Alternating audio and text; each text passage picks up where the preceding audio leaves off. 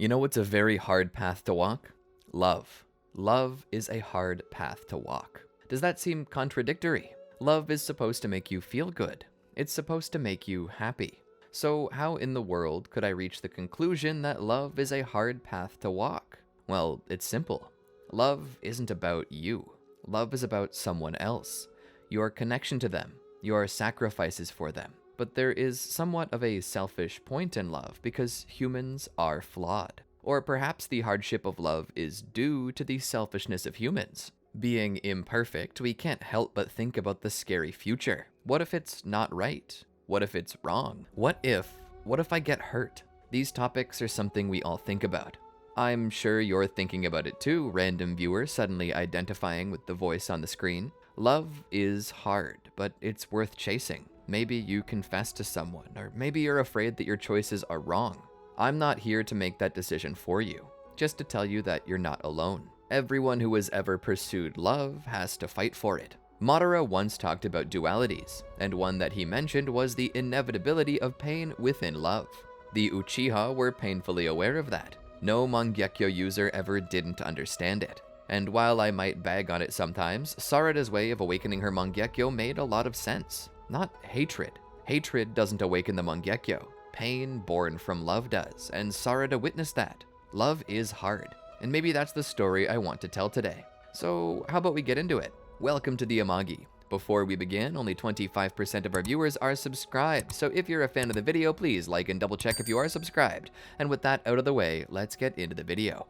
A field of flowers, sparse trees, the happy blue skies, and the rainbow that appeared hovering just above a waterfall and gently flowing lake. If there ever was a place for a unicorn to appear, here was that place. The only word that could be used to define it was magical. And this was the place where Kurenai had brought her students. Naruto and Kiba were off playing with Akamaru, chasing each other. Their game was abstract to say the least. It appeared to be some form of hide and seek, but the way that they went about hiding didn't seem to require any one person to count, and seemed to happen as randomly as a sudden gust of wind. The good news for any hide and seek players was that the flowers came up high enough to completely conceal the one hiding. Not that this helped Naruto much. Not in his orange jacket. Not with Kiba and Akamaru's heightened sense of smell. Hinata sat by a nearby tree. She too was playing, but by herself.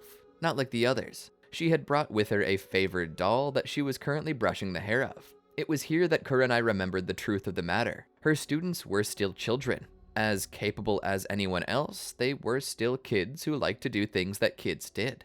And why shouldn't they? Why shouldn't anyone? Though she never told anyone, she too still liked dolls. Even though she was reaching her 30s, she still played with toys in her off time. A stigma always rose that adults should avoid such things. After all, it's so juvenile. But Kurenai had been quite often a happy person. And how did she maintain it? Simple. She played with the dolls she loved. When she was sad or dreams of past missions rose up in the night, a doll was always in arm's reach to give her comfort, to take her back to a time when there was no fighting, when there was nothing to worry about. Her bed built up like a pillow castle, Kurenai used this fortress of solitude to defend what little innocence she had left, the child in her.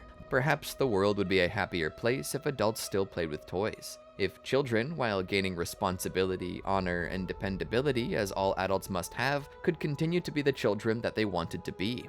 What a wonderful world that would be. Perhaps that's why she brought them here on a bonding day. A day where no missions or responsibilities had to be given or held. A picnic and a little fun. To remind everyone that it was okay to indulge in a little joy. To keep that happy spirit within. That was what today was about, and that's what she was trying to teach Naruto, Hinata, Kiba, and Akamaru. As Kurenai sat there, she let off a sigh. "Wasn't that lunch delicious, Hinata?" Hinata smiled. "Oh yes, it was," she said. As Kurenai sat there under the tree, she let the ambient sounds wash over her and restore comfort. This was the perfect nap location, and maybe if she could trust everyone else, she might do just that. She didn't get too far into her nap though when Naruto and Kiba walked up. "Hey Kurenai-sensei!" Peeking out from under one eyelid, she responded, "What is it, Naruto?" "There's a lake just over that hill. Me and Kiba wanted to know if we could go swimming." Kurenai sighed with a smile. "Sure." Standing up, she spoke. "Hinata, will you help me gather the blanket?"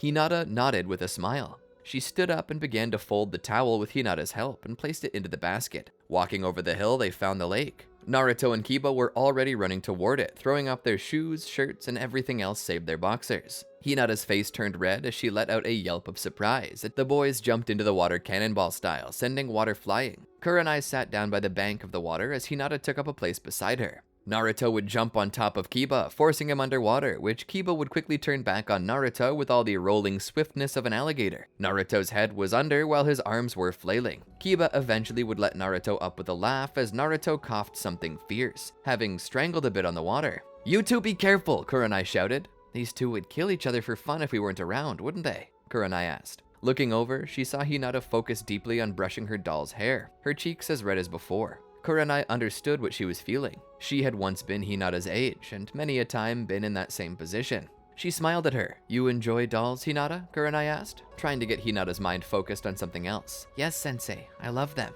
"Is that one your favorite?" Kurenai asked. "How could I choose between them?" Hinata asked with a smile. Kurenai let off a laugh. "I understand the feeling. I can't choose between mine either." "You collect dolls too?" Hinata asked. Kurenai nodded. "Ever since I was a child. Dolls are my happy place. Not many people know about them though." "Can I see one day?" Hinata asked. "Sure. Maybe later when we're going home we can stop by my place and I can introduce you to them." It was at about this time that another appeared. A tall man with jet black hair, a chin-strap beard, and a bad habit lodged between his teeth, smoldering, nicotine entering his system with every drag of its smoke. "Hey, Kurenai," the man spoke. Hinata recognized this man as Asuma Sarutobi, the son of Hiruzen. Oftentimes, whenever Hiruzen couldn't attend a meeting or party, he would send Asuma as his substitute. "Hey, Hinata," Asuma said. "It's been some time since we've seen each other.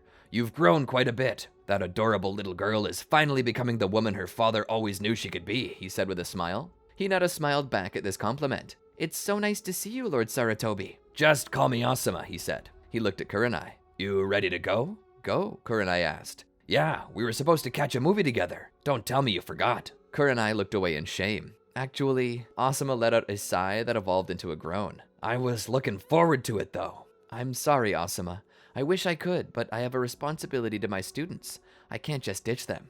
Asuma nodded and understood. "Unless, of course, you're fine with me bringing them too, then I would be able to go." Asuma shrugged. "I'm fine with that. I'd just like to spend time with you." Kurenai smiled. "You're so desperate, aren't you?" Asuma smirked as he knelt down. "What can I say? I'm high maintenance. I might die if you don't shower me with attention."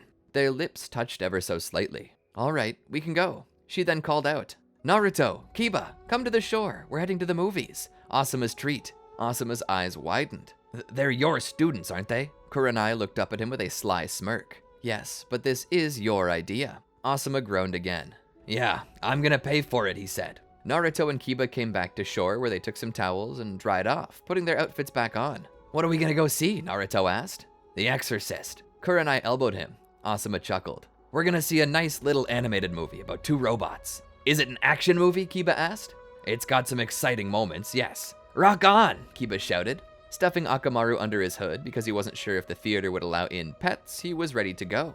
As they got to the theater, they sat in the cinema auditorium. As the film began, Hinata began to drink in the plot, as did everyone. It was about two robots in a post-apocalyptic world, just as Asuma had described. And just as he said, it included many an action scene. But what was interesting about this film was the motivations for the robots. Despite being artificial creations, they could think and feel like humans. And they both were motivated by an equal love for one another, which led them both on an epic quest to reach each other again.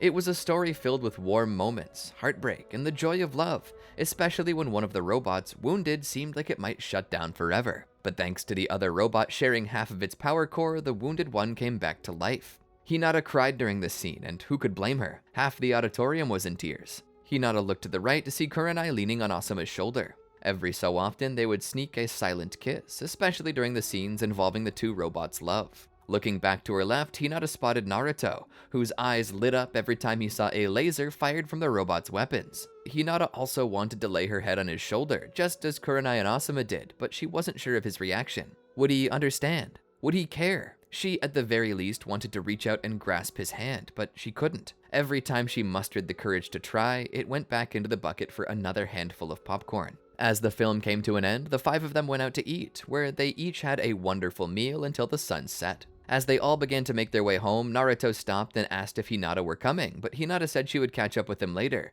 and that she was going to Kurenai's home to check out her doll collection. Naruto would proceed to walk off with Kiba. Walking along with Kurenai and Asuma, she was led home to the apartment of Kurenai.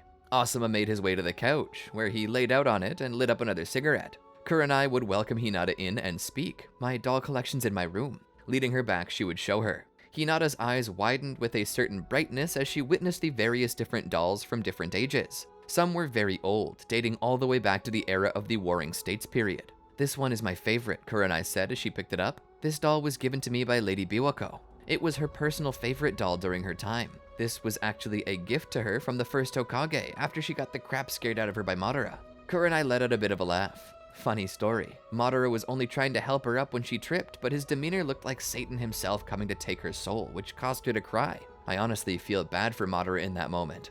Hashirama, though, he knew it upset Lady Biwako and gave her this doll. This was special to her, and when Asuma and I began to get serious, she learned of my love for dolls and gave this to me as a gift." Kurenai's demeanor grew a bit grimmer. "I miss her so much." She picked the doll up and gave it a nice squeeze in her arms. "I promised Miss Biwako that I would give this doll to mine and Asuma's daughter should we ever be blessed with one. I want something from that wonderful woman to be passed down to the next generation. She deserves that much."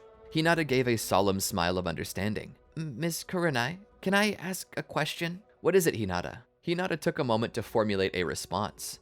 "I love Naruto." Kurenai nodded. "I know you do. It's getting hard not to tell him. I get scared he'll reject it. But the thought of never being able to tell him, of never taking the chance, it's killing my heart.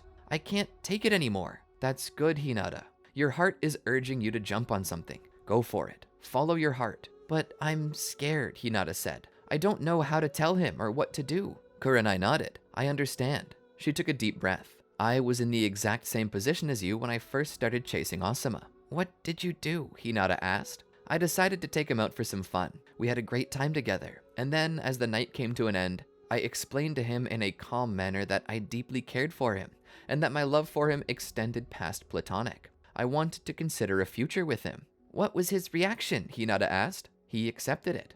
Hinata seemed nervous, trembling even. The thought of expressing something so deep, so dangerous to the one she cared most about set off every single one of those alarms within Hinata that screamed, "I'm a shy person." Kurenai understood this too. This was just how Kurenai reacted at that time. Looking down, Kurenai spoke. "Hinata, I want to give you something." Hinata looked up. "What is it?" Kurenai handed over the doll. "This doll was given to me by Lady Biwako, but I want you to hang on to it for a while. It gave me comfort when I was nervous about starting my relationship with Asuma, and I know it'll give you the same." "I can't take that," Hinata said. "It's too precious. What if I mess up and lose it, or something happens? I'm not responsible enough for something so valuable."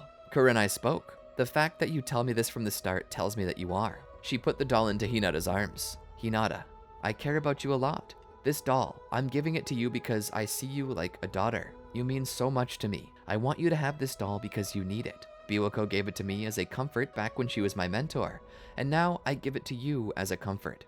The tradition remains alive. This doll is yours now." Hinata was moved to tears. "Sensei, Kurenai, this means the whole world to me." Kurenai smiled. "I know." Hinata looked down at the doll she brought with her.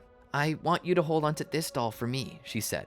"This doll was the last gift I ever received from my mother before she died." Kurenai was shocked. "Hinata, you can't give me this." Hinata shook her head. "Kurenai, you're the closest thing to a mother I've ever had.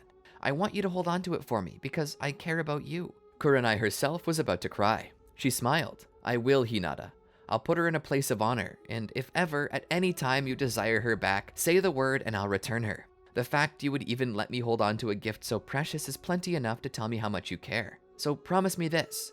If you ever miss her, that you'll tell me."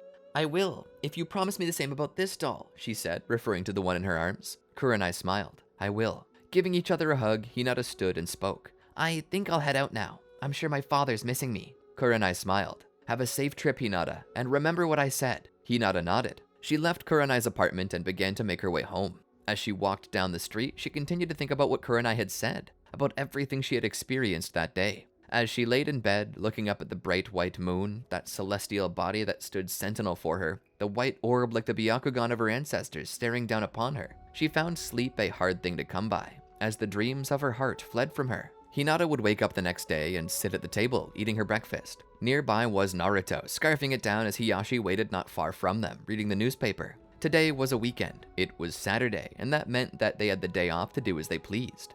Today was a perfect day. So, Naruto, do you have any plans today? Hinata asked. Naruto shook his head. No, I don't. I was probably just gonna stay in and watch the anime block all night long. I gotta know how they beat Cell. Hinata smiled. I was actually wondering if you'd consider going out on the town with me today. Maybe to the arcade or something. I promise you'll be home before your show. Naruto thought about it. Sure. Should I call up Kiba and Akamaru? Hinata shook her head vigorously. No, I mean, I love Kiba and Akamaru, but I was thinking it could just be you and me. Hiyashi's eyes began to peer over the paper at the two of them. Why just us? Naruto asked. Perhaps it's because Hinata wants to spend time with you, personally, Hiyashi said, bringing a blush to Hinata's face. Naruto looked over. Is that true, Hinata? Hinata nodded. Yeah, I just wanted to have fun with just us. I hope that's okay. Naruto smiled. Of course, I can spend time with Kiba anytime. Hinata's expression lit up into a bright smile. Great, I'll go get my shoes. Excited as ever, she ran to her room to get her shoes. She grabbed out of an old mason jar all of her allowance and fit it into her pocket. If ever there was something worthy to spend it on, Naruto was that thing. And so, the two of them raced out of the compound toward Konoha. So, what did you have in mind, Hinata? Naruto asked. I was thinking that we could go to the arcade. Kurenai told me about this really old game that she and Asuma loved to play when they were younger, called Galaga. I wanted to try it out. Naruto smiled. Awesome. As they made their way to the arcade, Hinata traded in some of her cash for tokens. No way, Naruto said as he stood there, looking at the machine. What is it? Hinata asked. Look at the scores, Naruto said. The two highest scores read KUR and ASU. Naruto assumed that this stood for Kurenai and Asuma. Both of them hit 999,990 on the high score. What does that mean? Hinata asked. It means they maxed out the integers. I can guarantee that their scores have vastly surpassed that number. Galaga just lost track. For all we know, they made it to the kill screen. They did, the old man said, who stood at the counter. I remember. There was a whole party. Each of them got well over 3 million points. They made it past stage 255 and crashed. Kurenai just barely beat out Asuma though in points. If you look on the side, you'll see what I mean. Naruto and Hinata looked to the side and saw an engraved plate on the machine that had said the true high score of the winner. Kurenai, 3,243,940 points. That's the true high score. I even put out a bounty on anyone who could beat that number. Asuma tried for quite some time, but he was always short by about 50,000. I'll never forget that day, he said with a smile. It's moments like those that make opening an arcade worth it. Naruto just had to try it. They set up a two-player game and began to go. Their highest scores were nowhere near Kurenai or Asuma's. The highest they got was 50,000. Okay, so we suck, Naruto said with a giggle. Hinata giggled as well. There are plenty of other games we could try, she said. And so they wandered around the arcade for quite some time, playing with each other, playing racing games, shooting games, and having the time of their life. But eventually, they ran out of tokens. And so they left the arcade. They hadn't really known how long they were there, but now the sun was beginning to lower towards the horizon. Making their way to Ichiraku Ramen, they ordered some of the house special that day. As they ate through it, Naruto spoke of how much he loved it, and said, I could eat this forever. And so this sparked inside of Hinata a bit of an idea. So you think you can eat more, huh? Naruto was confused. Hinata raised her hand. Get me another bowl, please. Naruto, understanding what she meant, asked for another bowl of his own. They ate through this as well. Naruto let off a burp. Hinata smiled at him in a snarky fashion. Are you getting full yet? She raised her hand again. Another bowl, Mr. Teuchi. The cook brought out 2 more bowls. Where are you kids putting this stuff? In our gullet, Mr. Teuchi, Hinata shouted. The cook laughed. Here you go. The third round came about, and Naruto hit his wall, but Hinata went for a 4th bowl. At this point, Teuchi was starting to worry for Hinata's safety. Her calorie count had surpassed human limits, but she finished the 4th bowl as easy as the first 3. Naruto shook his head and threw in the towel literally. I can't eat anymore. You win. Hinata smiled. By the time they had finished, the sun had long since set, and the last embers of twilight rested on the western horizon. The stars were out, and all the lights in Konoha were on. As they walked out, Hinata took Naruto to a place she thought would be romantic. A place where they could be alone, yet surrounded by the most beautiful lights in the village. As they sat there by the nearby pond, Hinata spoke. I had fun with you today, she said. Naruto nodded. I had a blast. It was so much fun. We need to do that more often. Hinata nodded. We can. All the time. It was here that she was pumping herself up. You can do it, she encouraged herself. You can do it. The night was perfect. Just tell him. Hinata's hand slowly slid over Naruto. Naruto didn't really seem to notice at first. Then Hinata spoke. Naruto, can I tell you something? Sure, what's up? He asked. Hinata's face turned a bright red. She felt her ears burning as if they were on fire. Her solar plexus was buzzing like 1,000 butterflies in her tummy. Her heart racing, she took a deep breath and began to speak. I like you, Naruto, she said. I like you too, he said. You're so much fun. You gotta be my best friend. Hinata thought it was sweet, but that's not what she meant. No, Naruto, I mean, I like you. Naruto seemed lost. Hinata began to explain. For as long as we've known each other, I kept the secret from you. I was nervous to tell you, but tonight was just so perfect. I feel like I have to tell you. Naruto was giving her his full attention now. She smiled. Naruto, I love you. The single brain cell in Naruto's head was trying to pull together his room temperature IQ long enough to connect the dots. You love me? As in how? As in I dream about you every night. As in I pine for you. Every day I see you is like a dagger in my heart, knowing you're within arm's reach, but that you might as well be a world away. I can't help it anymore, Naruto. I need you to know how I feel. Naruto rose to his feet. What are you trying to say, Hinata? He asked. Hinata stood with him as a smile came over her lips. Naruto, I love you, so much deeper than a friend, so much more than even family. I want to give you my heart. Naruto's brow twitched as an awkward smile came over his face. This is an interesting direction for a joke, Hinata, he said. Her face grew more serious. No, Naruto, this isn't a joke. This is the truth. I truly, deeply love you. So much so that I'd give up every doll in my collection for you. I'd even die for you, Naruto. Without you, my heart feels like it has a hole in it. Naruto's face began to show a bit of terror. Hinata then spoke. Naruto, one day I hope to be your wife. I love you. Naruto stood still as a statue, unspeaking. Hinata prodded a bit.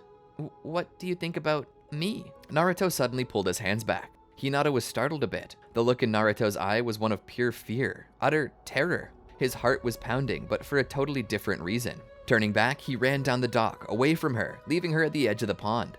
At first, Hinata's eyes were wide as her mind tried to process what happened. But slowly, as it began to set in that his response to her confession of love was to flee, tears began to form in her eyes. He doesn't want me.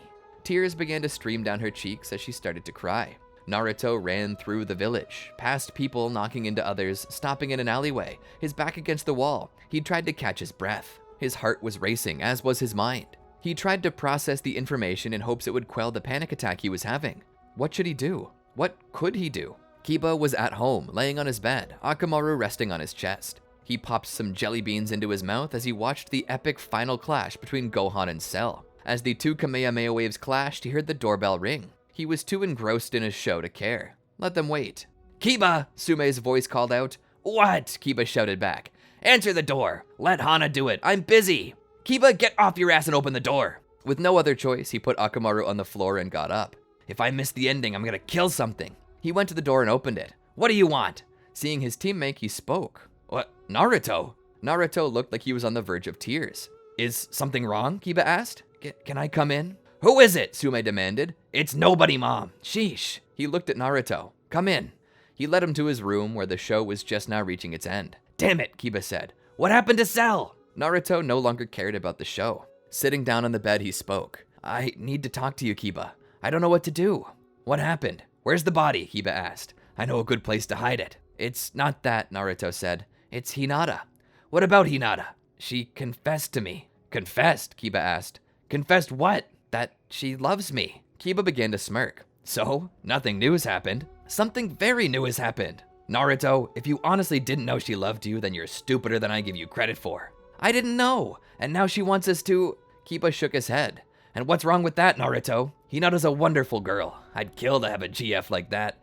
In fact, if you don't like her, give her over. No, Naruto said, his gaze suddenly stern. Oh, what's this? A bit protective? Kiba, I'm scared because I don't know if I love her back. Kiba sighed. Wasn't it just yesterday that you told me how happy you were hanging out with her? How much you enjoyed it? Yeah, but that doesn't mean I love her. She's like a sister to me. I never considered her like that. Kiba shook his head with a smile on his face. His eyes rolled back a bit, as if he were sharing some sort of inside joke with God. Naruto, I know you like her. I've seen you watch her. She walks by, your eyes follow. We talked about the Byakugan not long ago, and you couldn't stop telling me how pretty hers were. It was almost like you were in love. Kiba, I don't know that I am. I've never been in love before. I don't know what it feels like. Naruto, nobody really knows what it feels like. Love isn't always a feeling, but actions. There are signs and symptoms of love, and even though you're filled with doubt and fear, you display them. Honestly, I was sure you liked her as much as she liked you. So I honestly don't get what your hang-up is. Why are you afraid? Naruto thought about it. What if it's not right? What if as we go down the road, it doesn't work? I mess up, or our love isn't strong enough and the relationship falls apart. She's my best friend. I don't want to lose that. Love can be a risk, Naruto. Naruto sat there, almost in tears. I don't want her to go away forever. I'm not certain I actually love her in that way. I'm risking our whole relationship on something I'm not sure about. I'm scared that if I fail, she won't be there anymore. Kiba saw the tears forming in Naruto's eyes. He put his hand on Naruto's shoulder. Naruto, that you just said, that's love. You never want her to leave. That's love. You're overthinking everything, which is weird for someone as dumb as you. You rarely think at all. I know it's scary, but just think about her for a second. Naruto sat there and thought about it. She took a risk tonight by telling you, Kiba said. Her risk was, what if I tell him and he rejects me? You're both struggling with the same thing. What if it's not right? I've never been in a relationship before. Don't think about that right now. You're not getting married tomorrow, Naruto. You have so much time. If it doesn't work out, it doesn't work out. But if it does, it does. Pretty simple to me. Naruto looked down. But if it doesn't, I'll lose her as a friend too. I liked where we were. I liked being friends with her. I don't know what I would do if she just went away forever. Kiba sighed. Now you're being the dummy I remember. Suddenly there was a large thud. The whole building shook. The hell? Is that an earthquake? He wondered. There was a distant sound that Kiba had never heard before. What was that? Kiba said. He stood and walked to the window and looked outside, seeing nothing. I have no clue. Maybe a bomb went off? Suddenly the whole room went dark. It must have been an explosion at the power station. Suddenly Sume walked in. Kiba, you and your friend get your asses down to the safety zone immediately. What's going on, Ma? The Ninetales just showed up outside. It's about to get real. Get to the safety area. She grabbed her son by the collar of his shirt and pulled him around to the hall, doing the same to Naruto not long after. Get going! Naruto and Kiba, before even being able to process what was going on, were already moving. Sume had gone in the other direction, fastening her flak jacket to her chest. It was then that they looked outside and saw the Ninetales standing in the village. Whoa, that thing's massive! That's where Hinata was, Naruto said, as his face ran pale, his eyes going over with tears. I'm sure she's okay, Kiba said as they went down the stairs. We gotta get to the safe zone. I can't. I gotta go to the compound and check on my family. Wait, Naruto, they should also be... Damn it. Naruto was gone before he could finish his sentence. Naruto ran straight to the compound where he found Hiyashi getting his armor on. He seemed stressed beyond belief. Lord Hiyashi, Naruto said. Is Hinata here? Hiyashi shook his head. No, she's not. You need to get somewhere safe, Naruto. Not until I find Hinata. We were supposed to come back here, but we didn't. Now she's lost and in the middle of this attack, and it's my fault. Hiyashi looked over. How was it your fault? Naruto began to explain everything to Hiyashi, about Hinata's confession and about his own reaction. Hiyashi understood. He knelt down. Naruto, it's time for me to tell you something. The Ninetales rampaged through the streets of Konoha. Deep within its subconscious, in the cage where the Ninetales once resided, Hinata now did, held up off the ground by chains that extended into the darkness above. A lingering voice surrounded her. You took a risk and failed. You lost everything. You loved him, and now he's gone forever. He'll never return to you, and now he's going to die. I am going to kill him and everyone else in this village, and it'll all be your fault. Hinata had no rebuttal. She had no witty retort. She did not or could not defend herself in this moment. Only tears could be the response. As she hung there, her tears dripped down into the reflecting pool below. Outside, shinobi were evacuating the area, waiting for Hiyashi to arrive, hoping to stop as much destruction as possible. Their only orders were to protect the village as best they could, and right now that meant keeping civilians out of harm's way. They had done a good job of that so far. Thankfully, there had been no casualties, and that was likely due to the fact that the beast had spawned in a residential area. Their response was far more organized than it had been 12 years earlier. They'd trained for such an occasion, and when the alarm went off and code 1010 was issued, they sprang into action immediately. The tailed beast was quickly identified by Hiruzen, who would issue further orders to protect Hiyashi as he got close. He was the only one who could stop it now. As the beast continued its tantrum, Hiyashi, along with a few from the Sealing Squad, got there, locking themselves and the Ninetales into an impenetrable barrier. It would protect the greater village for the time being. The Ninetales, in its anger, came at them. That's when the greatest warriors in the Hyuga drew close and began tapping various tenketsu to lower its movement and offensive capabilities. The Sealing team tried to hold it still. Naruto stood there in shock. That was inside of Hinata? Hiyashi nodded. One exists within you as well. He knelt down. Listen, Naruto, we can't hold the beast forever. Someone needs to wake Hinata up, and that needs to be you. What if I fail? Naruto asked. Hiyashi shook his head. You won't. Just be you, Naruto. Let Hinata know exactly how you feel. Naruto nodded. He stood there, staring down the massive beast before him, that which threatened to take away the person he cared for so much. As he did, he remembered all of the things that had happened in his past, all the fun times he had with Hinata, how all of that could go away. He then stopped. It won't go away. Regardless of anything, she and I will always have that bond we shared. It's stronger than steel. He continued walking forward. She cares for me, and I care for her, and that's not something that can ever be destroyed. Our bond goes deeper. No matter where she is or where I am, we'll always have that, and we'll always have that love. He rushed up to the snout of the beast as it roared at him. He nearly passed out from fear, but he held it. Climbing to the nose, he made his way to the forehead, where he touched his to the Ninetales. As he put his forehead against that of the Ninetales, he imagined himself entering her mind, as Hiyashi had told him to do. Holding up a half-ram hand sign, he suddenly found himself inside the mindscape, where before him stood the cage of the Ninetales, its lock broken. He walked deeper. As he did, he looked down into the reflecting pool and saw only pain echoing back up toward him. He saw her mind, her fears and doubts, her conversations with Kurenai. He saw them standing on the pier and talking. He saw himself run away and the sorrow that came after for Hinata, how she broke down, how she considered throwing herself into the lake. He saw her give up and knew the pain that she went through. I did that to her, he said as his heart was rent open. Honestly, Naruto was a nervous wreck. Everything that happened that day had taken its toll, and he was physically drained, mentally drained. He felt as though every moment since had caused its own lion's share of tears, and now more were rolling down his cheeks. As he entered the cage, he looked up at Hinata, suspended just barely above the water. Hinata, he said. She looked away from him. She had heard him, but wouldn't respond. She was ashamed, afraid of what she had done, how she hurt him and the others outside. Hinata, it's me. Hinata began to tear up again. I never wanted any of this to happen, she said. I couldn't help it. It just hurts so much. I don't want to lose everything. I don't want to be cast aside or abandoned. Naruto walked up to her, his throat possessing a knot rising higher and higher. He felt his emotions overflowing again, and though he had thought he had no more tears left to cry, he couldn't help it. He did. His tears fell again. I know, Hinata. I don't either. As he drew closer, he spoke. Hinata, I'm a mess. There's a lot of things I don't understand about myself. A lot of things in this world I don't understand. But when I felt like I had lost you forever, I hadn't felt such pain in my whole life. When I saw that Ninetales, I felt like I had lost you forever. And that pain, it almost killed me inside. Hinata continued to cry. I only ever wanted you to love me. Hinata, I do love you. I get scared. Her eyes finally opened to look at him. Naruto was crying too now. I did this to you, he said. This was never what I wanted. I didn't want to hurt you or anyone else, Hinata. I care for you so much, but I'm just so weak. I lose faith in myself, in my abilities to be what you need.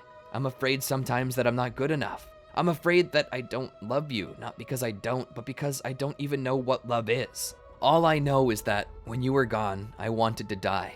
It hurts so much. The idea of you no longer being in my life made me feel as though a part of me had died, that I'd never be the same, that I'd never be whole again. That pain was too much for me to bear. My greatest fear is that I'd hurt you, or that I can never match your passion for me. I worry about how weak I am. I'm afraid I'll hurt myself, and maybe that's selfish.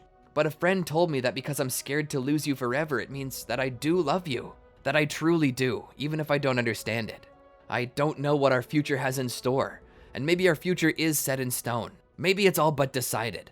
Perhaps it's our destiny to one day be married, just as you said. I don't know what our future holds, and that scares me, because I know that there are consequences to my actions and inactions, to my failures. But I know one thing. I'm here, right now, and I know that I care for you. I love you, Hinata. I never want you to go away, so please don't go away. Stay here with me. He reached up. He put his hand behind her head and pressed his lips to hers. Please don't go away, he said to her. As tears ran down her cheeks, she spoke through a whisper.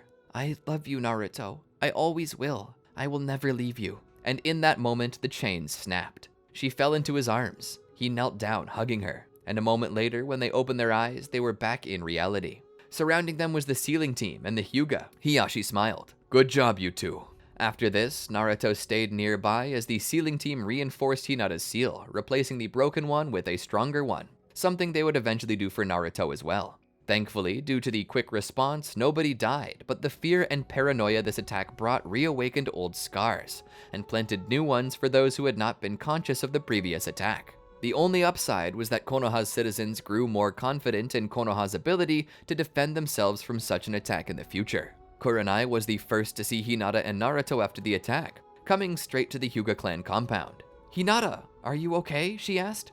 Hinata nodded. A little tired, and I've got a headache, but I think I'm okay. Kurenai let out a sigh of relief. You had me nervous. Hinata smiled. Thanks, Kurenai, for everything. What do you mean? Kurenai asked. I told Naruto how I feel, she said. And what was his response? He reciprocated. Kurenai hugged Hinata. I'm so glad. See, I told you it would work out. Almost didn't though. When he didn't reciprocate at first, I kinda crashed out and well... This happened? Kurenai asked with surprise. Man, I knew you liked him, but I didn't know your love for him was stronger than the seal keeping the Nine Tails at bay. That's something special. Hold on to it. Hinata smiled. Naruto would eventually find Hinata again, and once again he began to apologize. I'm sorry I got scared. I just sometimes don't know how to feel, or what to feel. I've never been good at reading myself or knowing my limits. I panicked. I guess I just never wanted to hurt you. Can you forgive me? Hinata smiled. Naruto, you're my best friend. Of course I forgive you. Offering him one more kiss, Hinata let out a sigh of relief.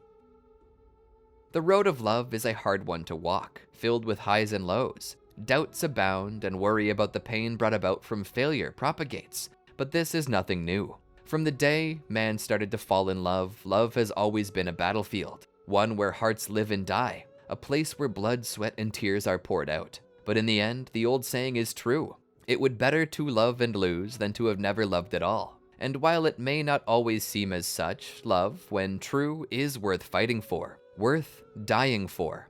And Hinata and Naruto came to learn that. Young love is beautiful, but lack of experience makes it scary. The heart is both among the strongest and most fragile things humans possess. And I guess that's true for every one of us. Love can be hard, and in moments it's hard to know where you stand. It's full of risk and pain, but it's also full of joy. I know somewhere out there, someone watching this in some way identifies with this. The pain of not knowing, the pain of losing, the pain of unrequited love, or the pain of love mistreated. I know you probably want to give up, but take it from me.